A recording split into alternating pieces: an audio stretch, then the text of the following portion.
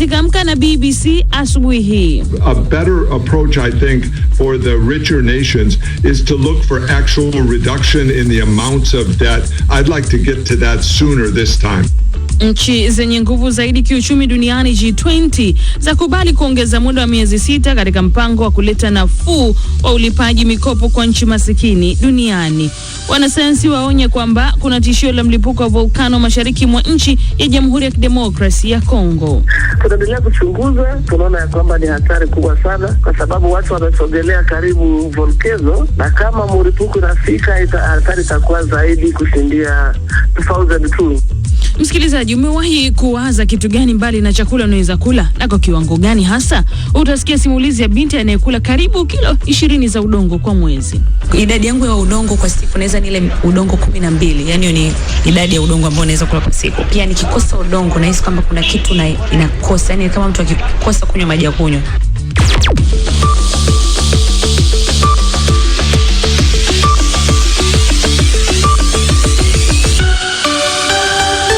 Lakini kwanza ni muktasari wa habari kuu za dunia unaowasilishwa kwako na mwenzangu Hamida Abubakar.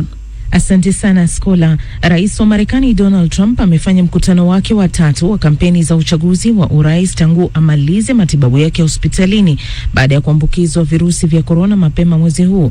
Trump aliwahutubia maelfu ya wafuasi wake katika uwanja wa ndege wa Des Moines katika jimbo la Iowa ambao wengi hawakuwa wamevalia barakoa. Rais Trump anayewania muhula wa pili madarakani alipata ushindi mkubwa katika jimbo hilo kirahisi katika uchaguzi uliopita, lakini kura za maoni zinaonyesha kutakuwa na ushindani mkali mwaka huu katika jimbo hilo kati yake na mpinzani wake wa chama cha Democrats Joe Biden. Ufaransa na Ujerumani zimeongeza juhudi zao za kukabiliana na ongezeko kubwa la maambukizi ya virusi vya corona, huku serikali ya Ufaransa ikitangaza amri ya kutotoka nje wakati wa usiku katika miji mikuu ikiwemo Paris. Peter Mfalila na taarifa kamili. Rais Emmanuel Macron ameeleza hali kuwa ya wasiwasi, lakini amekanusha kuwa virusi hivyo vimefikia hali ya kutoweza kudhibitiwa nchini humo. Nchini Ujerumani, kansela wa nchi hiyo Angela Merkel ameonya kuwa maambukizi yameongezeka kwa kiwango cha juu mno. Bi Merkel ametangaza vizuizi vipya kwenye mabaa na migahawa katika maeneo yaliyoathirika zaidi. Bi Merkel alitoa wito maalum kwa vijana kutii sheria na kuepukana na sherehe na mikusanyiko mikubwa ya watu.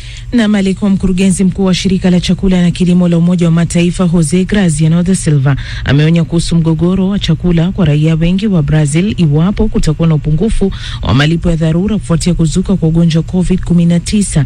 Wakati wa janga hilo, serikali imekuwa ikiwalipa mamilioni ya wa Brazil zaidi ya dola 100 kwa mwezi kuwasaidia kujikimu kimaisha. Katika mahojiano na shirika la habari la Brazil UOL, Jose Graziano da Silva amesema kuondoa msaada huo kunaweza kusababisha baa la njaa. Mwanamke mmoja mzungu kutoka New York, Marekani amefikishwa mahakamani kushtakiwa rasmi baada ya kupiga simu polisi mara 2 kusema Marekani mweusi wa kiume anahatarisha maisha yake. Waendesha mashtaka wamesema simu zilizopigwa na Amy Cooper zote zilikuwa za kibaguzi, kukera na kumshusha hadhi mwanamume huyo aliyekuwa akitazama ndege katika bustani ya Central. Hii ni BBC. Muhtasari wa habari kuu za dunia asubuhi ya leo umeweza kuwasilisha kwako na mwenzangu Hamida Abubakar. Unasikiliza Amka na BBC kutoka idhaa Kiswahili ya BBC ikikutangazia kwenye FM, radio wa shirika na internet katika bbcswahili.com. Matangazo haya pia yanakujia moja kwa moja kupitia ukurasa wetu wa Facebook. Msikilizaji, andika tu BBC Swahili, asha maoni yako na nambari yako ya simu, nasi tukipata wasaa tuweza kukupigia uweze kuchangia leo utakayosikia katika matangazo yetu haya ya Amka na BBC. Mimi ni Skola Kisanga na tafadhali karibu. Nchi zenye nguvu zaidi kiuchumi duniani za kundi la G20 zinatarajia kuongeza muda wa miezi 6 katika mpango wake kuleta unafuu wa ulipaji mikopo kwa nchi masikini duniani. Hatua hii inalenga kuzidishia nchi hizo masikini kutumia rasilimali zao kwa sasa kujielekeza zaidi katika kushughulikia janga la corona.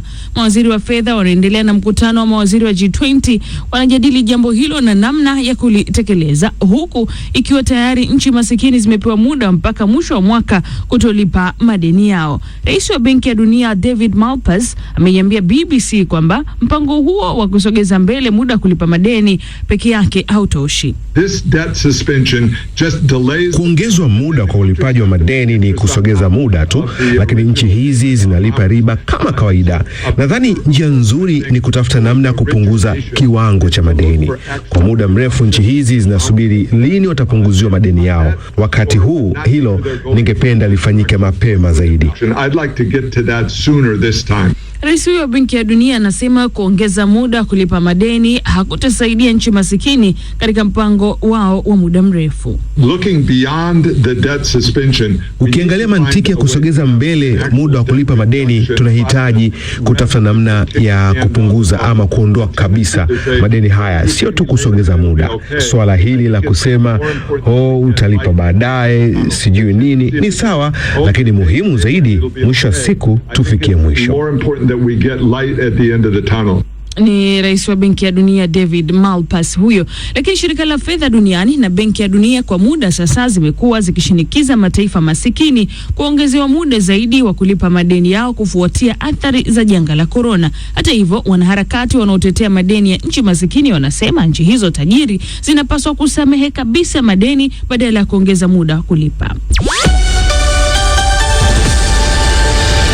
Wanasayansi wameonya kwamba kuna tishio la mlipuko wa volcano mashariki mwa Jamhuri ya Kidemokrasia ya Kongo. Hii inatokana na ziwa la Kava kujaa kwa kiwango cha kutisha juu ya mlima Nyiragongo uliopatikana jimbo la Goma nchini humo. Mwaka 2002 watu 250 waliuawa baada ya lava kubwa iliyomiminika kwa kasi kumwagika kutoka mlima ya Nyiragongo na kwenda katika jiji la Goma na kuharibu pia 20% ya jiji hilo. Awali mwenzangu Regina Mziwanda alizungumza na Kasereka Muhinda ambaye ni mkurugenzi wa shirika la kiserikali linaloshughulikia milipuko ya volcano nchini DRC kujua maisha yalikuwaje tangu tukio hilo la mlipuko wa volcano la mwaka 2002 lililoua watu 250. Mji unabadilika kwa sababu ile wakati tulikuwa watu 1430 na wakati tulikuwa hivi mji unaongezeka tunafika sasa 1,200,000 ya watu hapo Goma na mji unabadilika, hawezi jua kama volcano lipita. Wewe ni miongoni mwa waathirika wa tukio lile lililotokea awali. Hebu niambie siku hiyo hali ilikuwaje na wewe ulifanya nini mpaka ukanusurika na wenzako wengine 200 wakafariki? Okay. Kwa wakati nilikuwa hapo Goma pamoja na wenzetu na mlipuko ulipita, tulikuwa tumeambia tumaarifu wakubwa. Unajua hiyo wakati tulikuwa na ndani ya rebellion, hizi ilikuwa na gabula sehemu mbili, hizi tulikuwa ndani ya ngambo ya waasi na hili na government ilikuwa kule Kinshasa. Wakati mlipuko ulifika tulikuwa tumewaarifu, lakini walikuwa hawajitayarishe bado, na kwa hiyo watu walikimbia kama wanavyotaka kulikuwa mpango fulani. Sasa hawa ambao leo wamejenga mpaka mlimani, mmewaeleza athari ambayo ilitokea mwaka 2002 na hatari ambayo inawakabili? Tunaendelea kuchunguza na kuli sisi nasi tunaona ya kwamba ni hatari kubwa sana kwa sababu watu wamesogelea karibu volcano, na kama mlipuko unafika hatari itakuwa zaidi kushindia 2002. Hivi ni wa technician, kazi yetu ni kuarifu wakubwa, lakini ni wao wanapaswa pangilia na kupatia watu mapale wanapaswa kujenga. Mkurugenzi wa shirika la serikali linalochunguza milipuko ya volcano nchini DRC, Kasereka Muhinda, kama alipozungumza na mwenzangu Regina Mziwanda.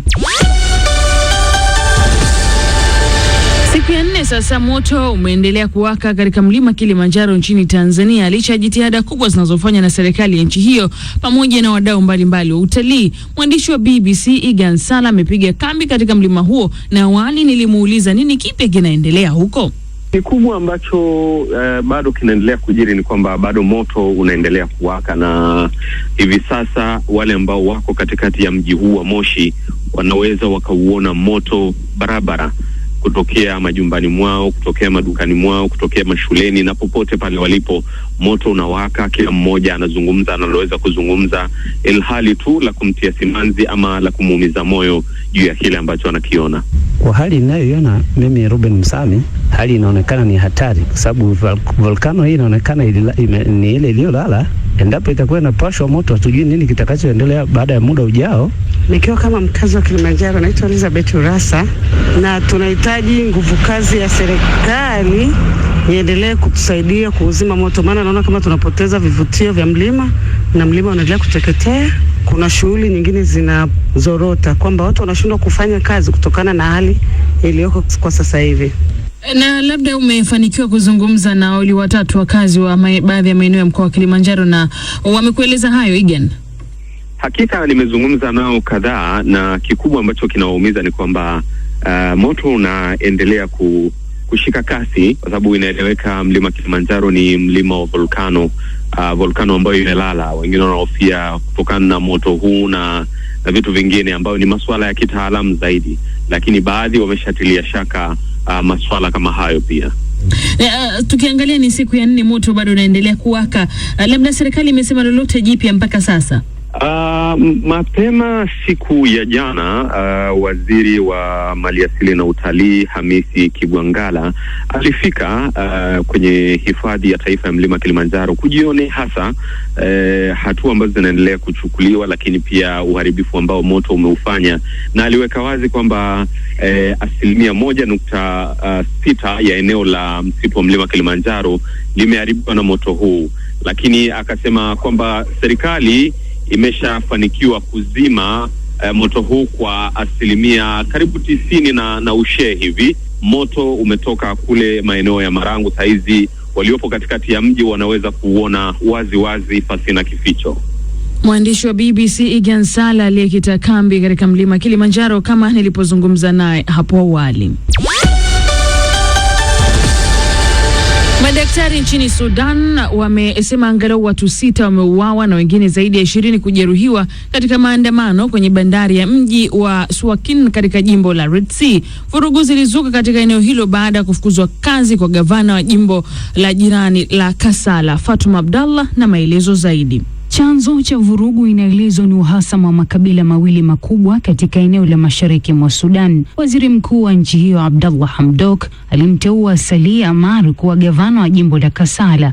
Watu wa kabila wa Hadan Dawa waliandamana mitaani na kuzuia hata shughuli za bandari katika jimbo la Red Sea na kumpa wakati mgumu gavana huyo kutekeleza wajibu wake. Jumanne wiki hii waziri mkuu alimfukuza kazi gavana huyo, hatua ambayo ikaibua hasira kwa watu wa Beni Amer ambao wamechukizwa na mtu wa kabila lao kufukuzwa. Vurugu hizi zinaibua changamoto nyingine kwa waziri mkuu huyo anajaribu kurejesha hali ya mambo nchini Sudan. Licha ya kujaribu kuondoa magavana ambao ni wanajeshi na kuwaweka raia, hatua hiyo inaleta pia migongano ya kikabila. Kwa sasa eneo hilo lenye vurugu la Suakin limerejeshwa kwenye sharti la watu kusalia ndani nyakati za usiku kwa ajili ya janga la corona. Wakati vurugu zikiendelea kati ya makabila hayo ya mashariki mwa Sudan, uwepo wa sharti hilo pia unaongeza ugumu maisha ya wananchi wa eneo hilo. Ni taarifa yake Fatuma Abdallah ambayo inanifanya nirejee hapa studioni. Kulia kwangu mwenzangu Yusuf Mazimu yuko hapa na ana taarifa za kijana mmoja alikuwa mashuhuri sana kwenye kombe la dunia, Kylian Mbappe. Atatuambia. Kwenye Nations League ya Ulaya, Harry Maguire usiku wa jana amelambwa kadi nyekundu, England ikilala kwa mara ya kwanza kabisa kwa bao 1-0 katika michuano ya Nations League dhidi ya Denmark. Na wadau wa Manchester alambwa kadi ya manjano kwa mara ya kwanza akimchezea madhambi Yusuf Poulsen, Denmark ambaye ana asili ya Tanzania, kabla kufurushwa nje kwa kadi ya pili ya njano na nyekundu na referee Jesus Gil Manzano baada ya kumwangusha Kaspers Dolberg. Beki wa Chelsea pia Reece James amelambwa pia kadi nyekundu dakika ya mwisho baada ya mzozo wake na referee Manzano. Uholanzi naye amepata bao la kwanza kabisa chini ya meneja mpya Frank de Boer akilazimisha sare ya bao 1-1 na Italia huko Bergamo. Kiungo wa Manchester United Don Van der Beek akifunga bao la wadachi hao akimaliza ukame wa Uholanzi kucheza dakika takriban 323 chini ya kocha huyo wa zamani wa Crystal Palace bila kupata bao. Kylian Mbappe rafiki yake na skola hapa naye amepata ushindi wa Ufaransa dhidi ya Croatia akiendeleza rekodi yake kutofungwa kwa michuano hiyo ya Nations League ikishinda 2-1. Antonio Griezmann pia akipachika bao lingine la Ufaransa. Katika tetesi, Manchester United kuna hali tete kidogo. Kiungo wake wa Ufaransa Ufaransa pia Paul Pogba anataka kuondoka kwenda Barcelona katika dirisha lijalo la usajili majira ya joto. Kiungo wa Arsenal Mjerumani Mesut Ozil mapema tu alikataa mwezi huu mshahara wa takriban paundi 200,000 ili aondoke kwenda ligi ya Saudi Arabia.